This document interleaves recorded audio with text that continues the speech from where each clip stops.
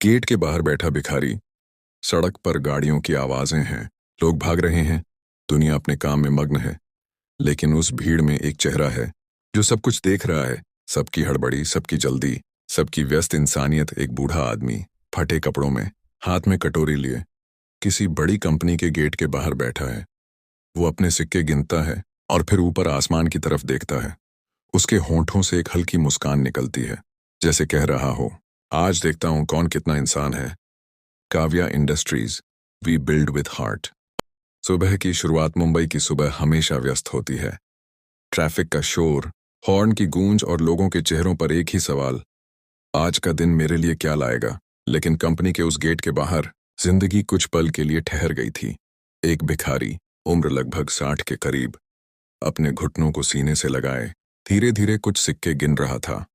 कभी उंगलियों में एक एक रुपया पलटता, कभी कटोरी में रखे दो चमकते 500 के नोटों को देखता। कपड़े मैले, पर चेहरा शांत, आंखों में एक गहराई थी, जैसे सब समझता हो पर कुछ नहीं कहता। राहगीर आते जाते, कोई नजर डालता, कोई नहीं। कुछ लोग सिक्का डालते, कुछ नाक सिकोड़ कर निकल जाते। पर वो बूढ़ा आदमी, एक रहस्यमयी सुकून से भरा हुआ, बस मुस्कुराता रहता था। पहला किरदार।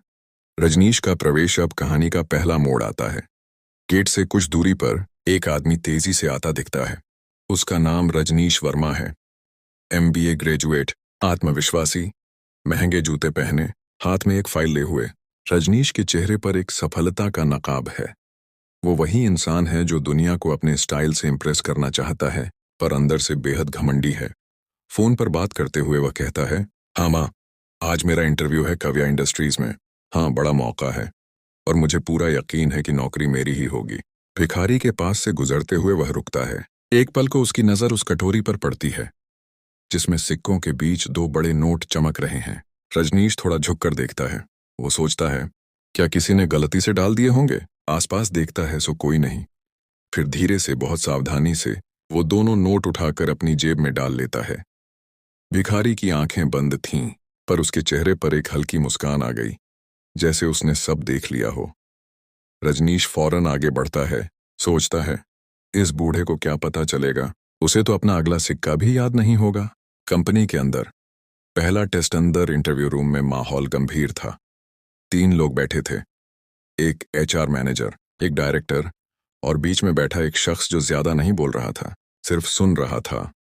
वो तीसरा आदमी ही असल में वही भिखारी था, पर अब उसने महंगा सूट पहन रखा था, चेहरे पर आत्मविश्वास और आंखों में समझदारी की चमक। रजनीश को क्या पता था कि जिसे उसने अभी अभी ठगा है वो अब उसके सामने बैठा है। Please have a seat, mister Rajneesh, HR ने कहा। रजनीश ने मुस्कुराते हुए कहा, थैंक यू मैम। इंटरव्यू शुरू हुआ। रजनीश ने आत्मविश्वास से सवालों के जवाब दिए। उसकी भाषा, उसका स्टाइल, सब प्रोफेशनल था। पर बीच बीच में वो वही आदमी है, CEO, ध्यान से उसे देखता रहा। अंत में उसने पूछा, अगर कोई गलत काम आपकी आंखों के सामने हो और आपको यकीन हो कि कोई नहीं देख रहा, तो आप क्या करेंगे। रजनीश ने बिना सोचे कहा, सर, प्रैक्टिकल होना जरूरी है। कभी कभी जिंदगी में छोटे कॉम्प्रोमाइजेस करने पड़ते हैं, इससे फर्क नहीं पड़ता जब तक किसी को नुकसान न हो। CEO ने बस सिर हिलाया, कुछ नहीं कहा, बस एक गहरी सांस ली। रजनीश के निकलते ही उसने खिड़की से बाहर देखा। वही गेट, वही भिखारी की जगह, और आंखों में एक हल्की उदासी झलक गई। दोपहर का समय, सन्नाटा और धूप गर्मी बढ़ने लगी थी। सड़क के उस हिस्से पर धूप पड़ रही थी। भिखारी ने अपने चेहरे पर पुराना कंबल डाल लिया। उसके पास से कई लोग गुजरे, कुछ सिक्के डाले, कुछ हंसे, कुछ बोले, अरे ऐसे लोग काम नहीं करना चाहते। लेकिन उस बूढ़े के चेहरे की मुस्कान वैसी ही थी। वो किसी चीज का इंतजार कर रहा था, या शायद किसी सच्चाई का। दूसरा आगमन। मीरा थोड़ी देर बाद। एक लड़की आती है, हल्के गुलाबी सूट में, चेहरा थका हुआ लेकिन मासूम। नाम मीरा सिंह। वो शहर के दूसरे छोर से आई थी, सुबह 5 बजे की ट्रेन पकड़कर। घर में माँ बीमार है और यही नौकरी उसके घर की आखिरी उम्मीद है। मीरा गेट तक पहुंचती है और भिखारी को देखती है, रुक जाती है। बाबा, आपको कुछ खाना चाहिए? वो पूछती है। भिखारी मुस्कुराकर कहता है, बेटी, जो तेरा दिल कहे वही दे दे। मीरा अपने पर्स से 100 रुपए का नोट निकालती है और उसकी कटोरी में डाल देती है। फिर जैसे ही उसकी नजर पड़ती है, वो 2 बड़े नोट देखती है जो कटोरी में पड़े हैं। मन में सवाल उठता है, इतना पैसा भिखारी के पास कैसे? वो थोड़ा झुकती है, नोट उठाकर देखती है, फिर सोचती है, शायद किसी ने गलती से गिरा दिए हों। मैं रख लूं और जब पक्का हो जाए तो लौटा दूं। वो नोट अपने बैग में रखती है और आगे बढ़ जाती है। भिखारी फिर मुस्कुराता है। वो जानता है, ये भी एक परीक्षा थी। मीरा का इंटरव्यू। मीरा अंदर इंटरव्यू देने पहुंचती है। वो घबराई हुई है, लेकिन सच्ची एचआर उससे सवाल पूछते हैं। वो पूरे विनम्र तरीके से जवाब देती है। फिर वही सीईओ पूछता है, अगर कभी कोई आपके भरोसे कुछ छोड़ दे और आपको लगे कि वो चीज किसी को नहीं पता, तो आप क्या करेंगी? मीरा कुछ पल सोचती है और कहती है, सर, मैं कोशिश करूंगी सही काम करने की, लेकिन इंसान हूं, गलती हो सकती है। सीईओ बस मुस्कुराता है। धन्यवाद मीरा, आप जा सकती हैं। शाम की हवा। और तीसरा, आगमन। सूरज अब ढलने लगा था। कंपनी के गेट पर भीड़ कम हो चुकी थी। भिखारी अब भी वहीं बैठा था। कभी अपने नोटों को देखता, कभी आसमान की तरफ, तभी एक सादा कपड़े पहने युवक आता है। थोड़ी थकान, लेकिन आंखों में सच्चाई। नाम अर्जुन शुक्ला। अर्जुन के पास कोई महंगे कपड़े नहीं, कोई शान नहीं, बस एक फाइल और भरोसा। वो भिखारी को देखता है, रुकता है और कहता है, बाबा, आपके पैसे नीचे गिर गए हैं। भिखारी मुस्कुराता है। बेटा छोड़ दे, कौन देखता है आजकल। अर्जुन झुककर सारे सिक्के और नोट उठाकर वापस कटोरी में रख देता है। फिर अपने बैग से पानी की बोतल निकालकर कहता है, पानी पी लीजिए बाबा, गर्मी बहुत है। भिखारी की आंखें भर आती हैं। तूने आज मुझे वो याद दिलाया जो इस शहर ने भुला दिया, इंसानियत। अर्जुन कुछ नहीं कहता, बस मुस्कुराता है और गेट की ओर बढ़ जाता है। उसे नहीं पता, अभी उसकी जिंदगी का सबसे बड़ा मोड़ शुरू होने वाला है। वो लड़की जो मदद करती है, लेकिन कभी कभी जिंदगी हमें परखती है तब जब हमें लगता है कि कोई नहीं देख रहा। हर छोटा चुनाव हमारी असलियत दिखाता है। पैसे से नहीं, दिल से बड़ा बनने वाला ही आगे बढ़ता है। सुबह की धूप, मन की चिंता। अगले दिन सुबह का आसमान हल्का गुलाबी था। मीरा ने माँ को दवाई दी, बालों में तेल लगाया और जल्दी से तैयार हो गई। घर छोटा था, बस 2 कमरे, एक पुराना पंखा और एक टूटी खिड़की से आती ठंडी हवा। माँ की खांसी गूंज रही थी। माँ, आज फाइनल इंटरव्यू है। मीरा ने मुस्कुराने की कोशिश की। अगर ये नौकरी लग गई तो हमारे दिन बदल जाएंगे। माँ ने कमजोर आवाज में कहा, बेटी, मेहनत करने वाला कभी खाली हाथ नहीं लौटता, बस अपनी सच्चाई को मत खोना। मीरा ने सिर झुकाया, पर उसके दिल में वो बात घूम रही थी जो कल हुई थी।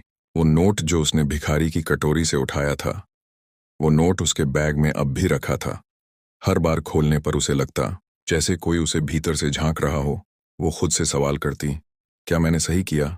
लेकिन फिर खुद को समझा लेती, मैंने तो बस रखा था, नौकरी लगते ही वापस कर दूंगी। काव्या इंडस्ट्रीज के बाहर फिर वही चहल पहल थी। भिखारी आज भी वहीं बैठा था, वैसी ही मुस्कान, वैसी ही कटोरी और वही 2 नोट, जैसे कल कुछ हुआ ही नहीं। मीरा ने दूर से देखा और एक पल को ठिठक गई। क्या ये वही नोट नहीं है? कल तो मैंने उठा लिए थे। उसका दिल तेजी से धड़कने लगा। वो धीरे धीरे पास गई। भिखारी ने उसकी ओर देखा और बोला, बेटी, आज फिर आई हो? मीरा ने सकपकाते हुए कहा, जी, इंटरव्यू है। भिखारी बोला, फिर से वही नौकरी के सवाल, या आज कुछ अपने मन के जवाब भी ढूंढोगी? मीरा चौंक गई। ये बूढ़ा आदमी ऐसे क्यों बोल रहा है जैसे सब जानता हो? वो मुस्कुराई, झुककर हाथ जोड़ा और बोली, आप दुआ कीजिए बाबा, सब अच्छा हो। भिखारी ने सिर हिलाया। दुआ तो तब काम करती है जब दिल साफ हो।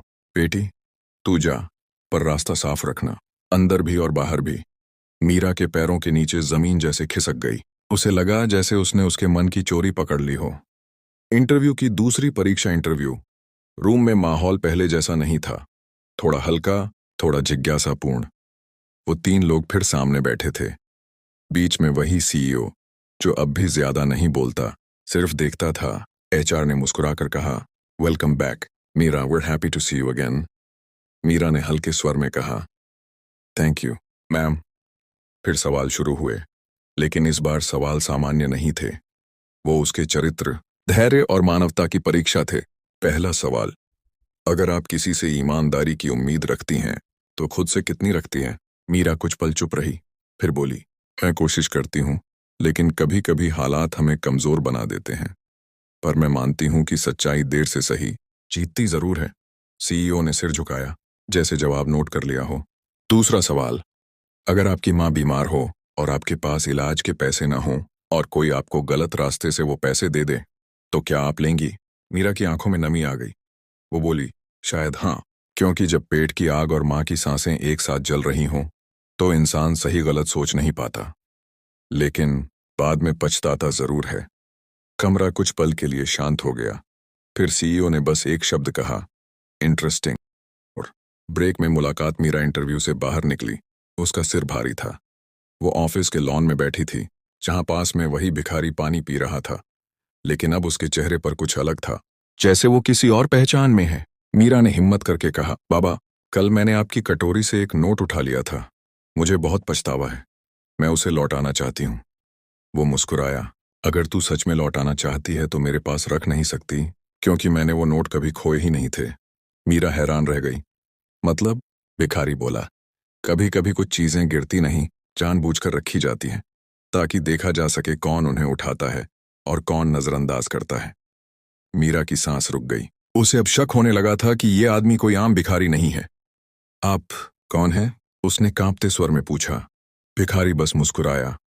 वो जो सब देखता है पर बताता नहीं, अभी नहीं। बारिश और आत्मसंघर्ष इंटरव्यू खत्म हो चुका था। आसमान में बादल छा गए थे। मीरा बस स्टॉप पर खड़ी थी और उसका मन खुद से लड़ रहा था। वो खुद से पूछ रही थी, क्या मैंने अपनी सच्चाई खो दी? क्या एक छोटी गलती मेरे सपने तोड़ देगी? बारिश शुरू हुई। बूंदें उसके चेहरे पर गिर रही थीं। वो अकेलेपन में भीड़ को देख रही थी। हर इंसान जल्दी में था, कोई किसी की तरफ नहीं देख रहा था। उसे अचानक एहसास हुआ, शायद वो भिखारी इसलिए वहां बैठता है क्योंकि वो देखना चाहता है कि इस भीड़ में इंसान अब भी जिंदा है या नहीं। वो उठी और वापस उसी गेट की तरफ दौड़ पड़ी, लेकिन वहां अब भिखारी नहीं था। बस उसकी कटोरी पड़ी थी और उसमें एक छोटा कागज रखा था, जिस पर लिखा था, हर इंसान को मौका मिलता है अपने भीतर झांकने का। सवाल ये नहीं कि तूने क्या उठाया, सवाल ये है कि तूने क्या सीखा। मीरा के हाथ कांप उठे। वो कागज सीने से लगाकर रो पड़ी। मैं सुधारूंगी खुद को, और अगर मुझे नौकरी मिली तो हर गरीब की मदद करूंगी। अगले दिन सुबह मीरा को कंपनी से कॉल आया, Meera, you're shortlisted for the final round. Please come at 10 a.m.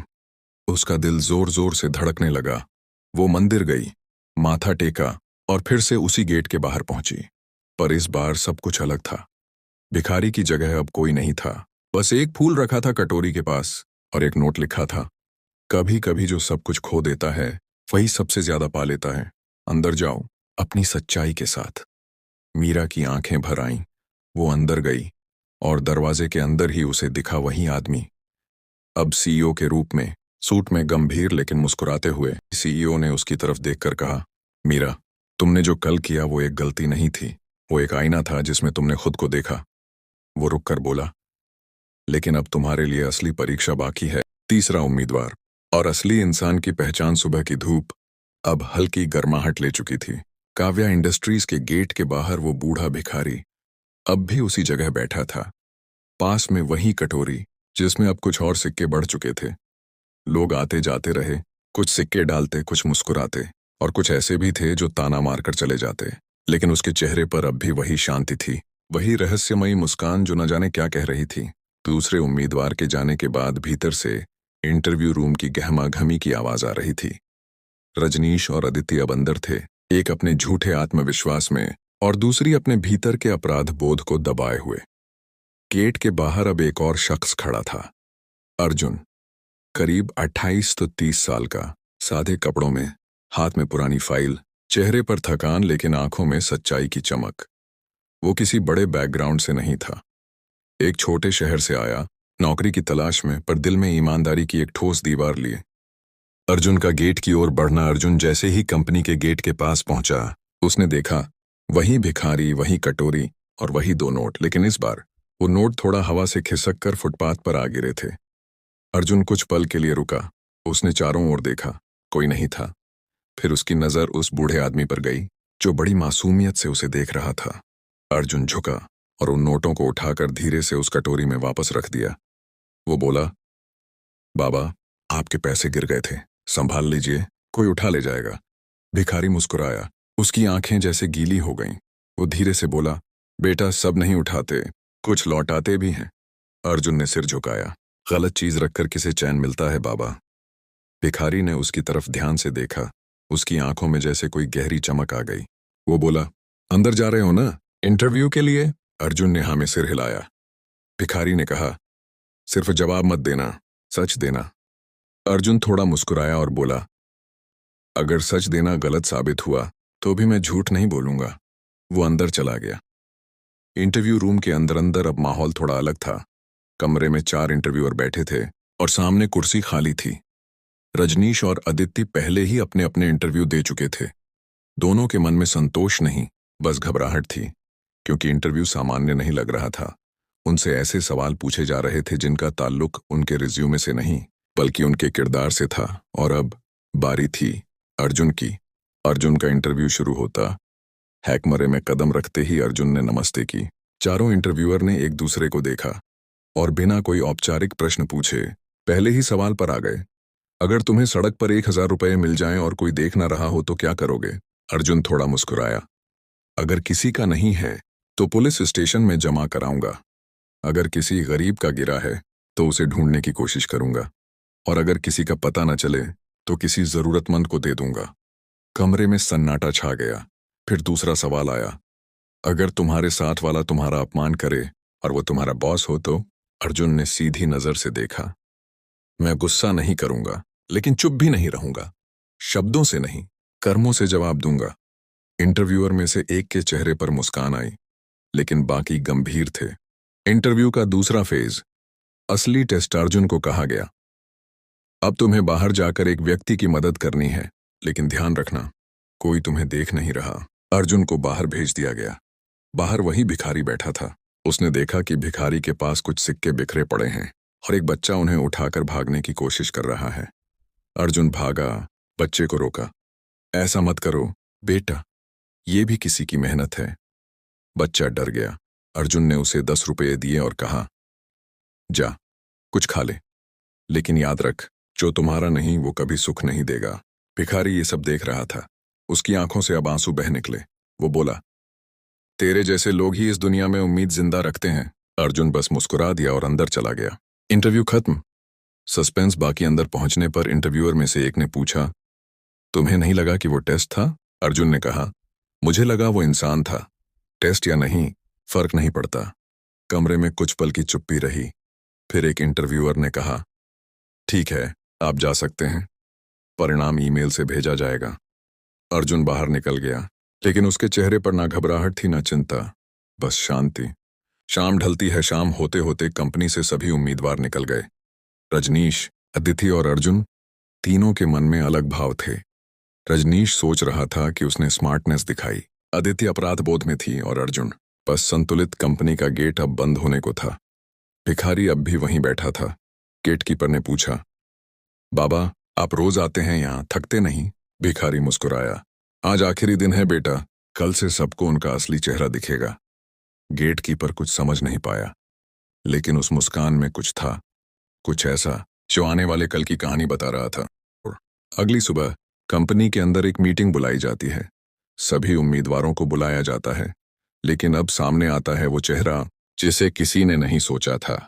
वो भिखारी ही कंपनी का मालिक की सीख। इंसान की पहचान उसके कपड़ों से नहीं, उसके कर्मों से होती है।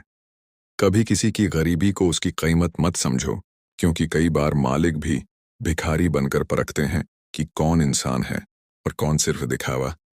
सच का खुलासा और जिंदगी का सबसे बड़ा सबक। सुबह की ठंडी हवा, कंपनी के चारों ओर हल्की धुंध, गेट के बाहर भीड़ नहीं, बस एक अजीब सी शांति। काव्या इंडस्ट्रीज के कॉन्फ्रेंस हॉल में सभी उम्मीदवारों को बुलाया गया था। रजनीश, अदिति और अर्जुन सहित। हर कोई सोच में था कि इतनी जल्दी मीटिंग क्यों? क्या इंटरव्यू के नतीजे आज ही मिलेंगे? कॉन्फ्रेंस हॉल में सन्नाटा। कमरे में 8-10 कर्मचारी भी मौजूद थे। मंच पर एक कुर्सी खाली रखी थी, वही कुर्सी जहां आमतौर पर सीईओ बैठता था, लेकिन आज वो कुर्सी खाली थी। लोग आपस में फुसफुसा रहे थे। सर नहीं आए क्या?